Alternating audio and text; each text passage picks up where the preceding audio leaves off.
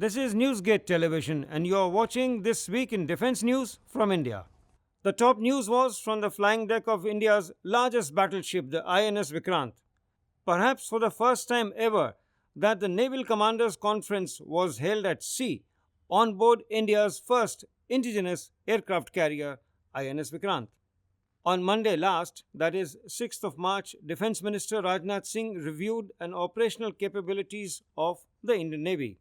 Along with top naval commanders, Rajnath Singh witnessed the operational demonstrations at sea, highlighting the Navy's capacity to undertake multi-dimensional missions towards safeguarding the maritime interest of the country. The noteworthy point that he mentioned in his address at this naval conference that in the next 5 to 10 years, orders worth over $100 billion are expected to be placed through defense sector, and that will become a major partner in the economic development of the country. Staying with Navy's Commanders Conference, it was also announced that the first batch of Navy's own new Agniveer recruits, including first batch of women Agniveers of the Indian Armed Forces, is scheduled to pass out from INS Chilka by the end of this month. This week also saw culmination of International Maritime Exercise Cutlass Express 2023 in the Gulf region, where India's participation was noteworthy. Indian Navy's stealth frigate INS Vikrant was there. This IMAX exercise is one of the largest multinational maritime exercises in the world, and this time around, navies from 50 nations took part. INS Vikrant is equipped with BrahMos missiles. Vikrant belongs to Talwar class of guided missile frigates. These are modified Krivak 3 class frigates built by Russia. These ships use stealth technologies and special hull design to ensure a reduced radar cross-section. On 7th and 8th of March, the maiden joint military exercise Fringe X-23 between Indian Army and the French Army was conducted at Pangode Military Station, Thiruvananthapuram in Kerala. This was for the first time armies of both the nations were engaging in this format, with each contingent comprising of company group, each from the Thiruvananthapuram-based Indian Army troops and French 6th Light Armoured Brigade. The exercise was aimed at enhancing interoperability, coordination and cooperation between both forces at tactical level.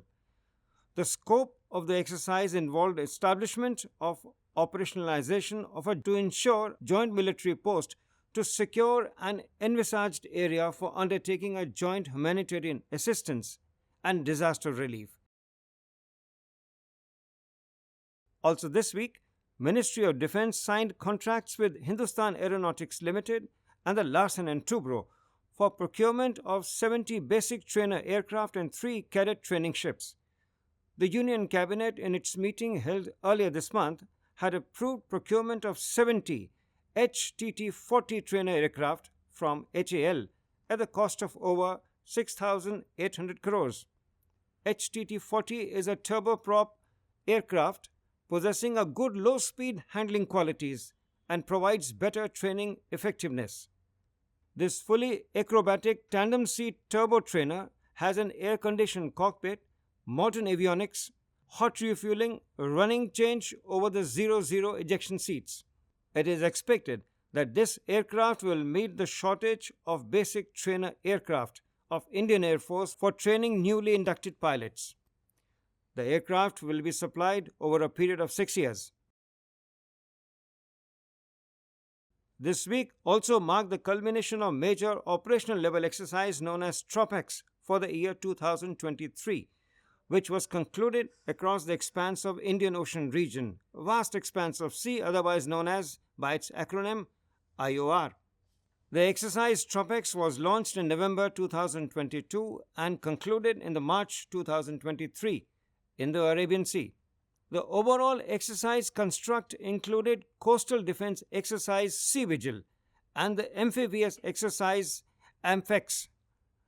Together, these exercises also witnessed significant participation from the Indian Army, the Indian Air Force and the Coast Guard.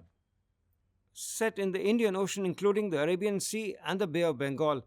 The theatre operations for the exercise extended approximately 4,300 nautical miles from the north to the south, up to 35 degrees south latitude, and 5,000 nautical miles from the Persian Gulf in the west to the North Australia coast in the east, spanning an area of over 21 million square nautical miles. Tropex 23 witnessed participation of approximately 70 Indian Navy ships, 6 submarines, and over 75 aircrafts. In a significant step, central government has declared 10% reservation for ex-Agniveers in the vacancies within the Border Security Force, as well as relaxed upper age limit norms depending on whether they are part of the first batch or the subsequent batches.